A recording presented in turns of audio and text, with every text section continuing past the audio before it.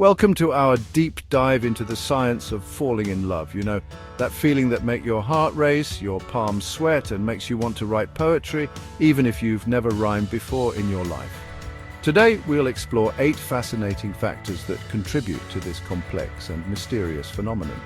We're going to break down the science behind this universal human experience, from the chemicals in our brain to the cultural norms that shape our views on love.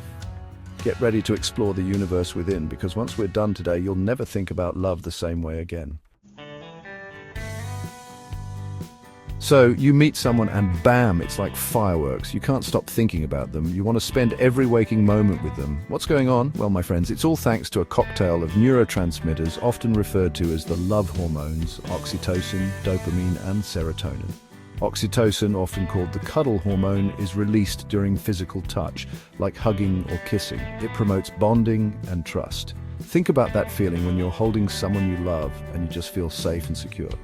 Yeah, that's oxytocin at work. Then there's dopamine, the feel-good neurotransmitter. It's associated with pleasure, reward, and motivation. It's what gives you that rush of excitement when you're with your sweetheart. Dopamine is also linked to addiction, which might explain why you just can't get enough of the one you love.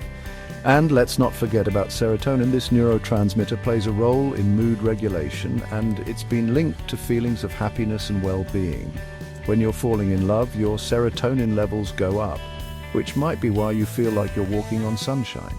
These neurotransmitters are like the symphony orchestra of love, working together to create a beautiful and intoxicating experience. So the next time you feel your heart skip a beat, remember, it's just chemistry at play. But hey, that doesn't make it any less magical, right?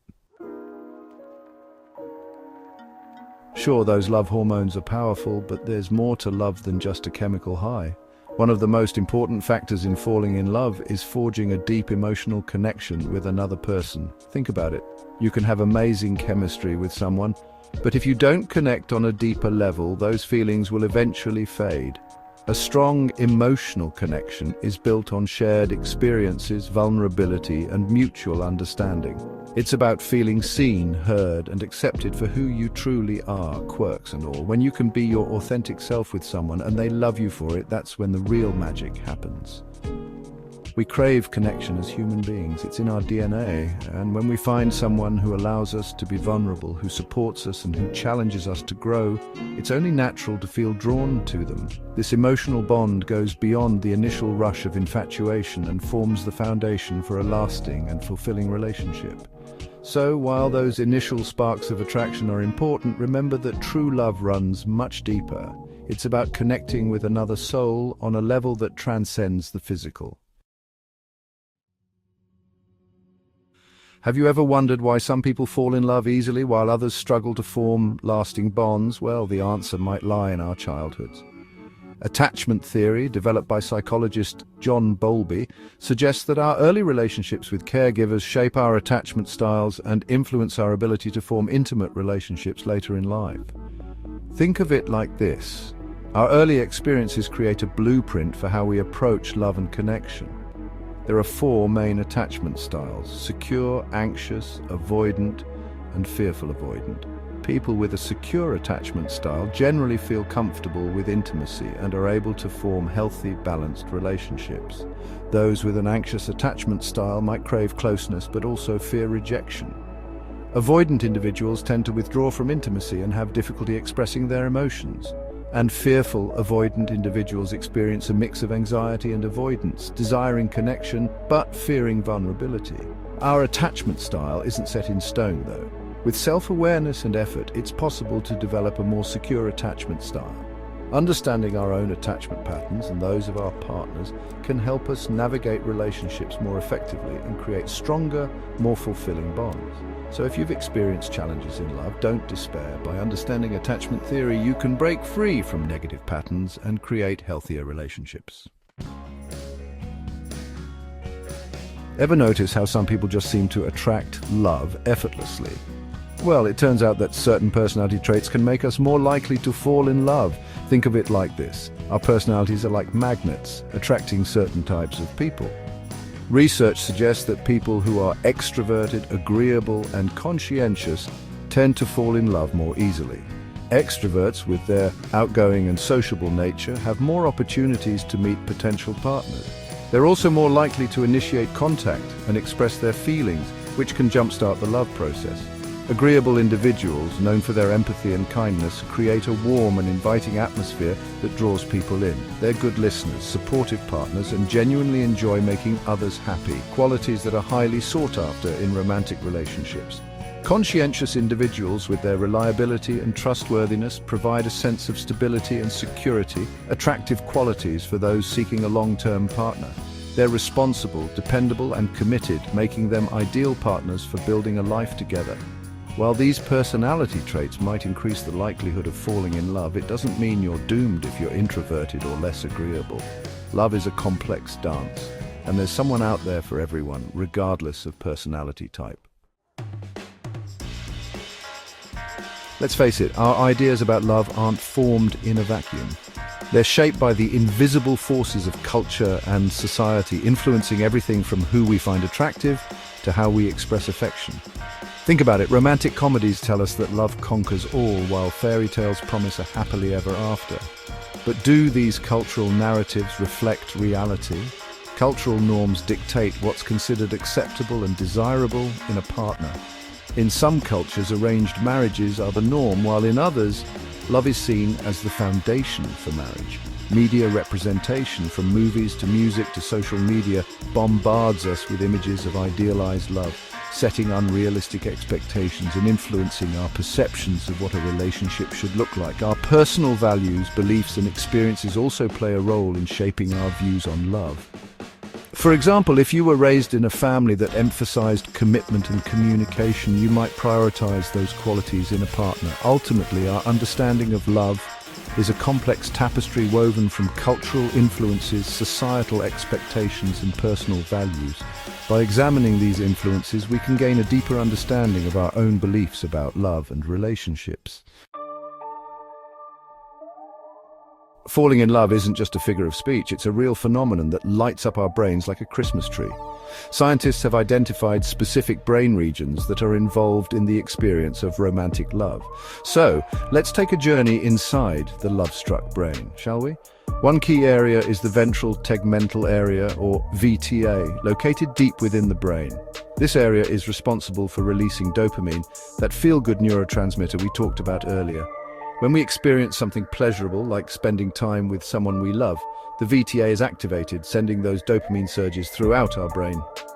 Another important region is the nucleus accumbens, or NAC, which is part of the brain's reward pathway. When the NACC is activated, it reinforces behaviors that lead to pleasure, making us want to repeat them again and again. So when we're with someone we love, our brains are basically saying, "More of this, please."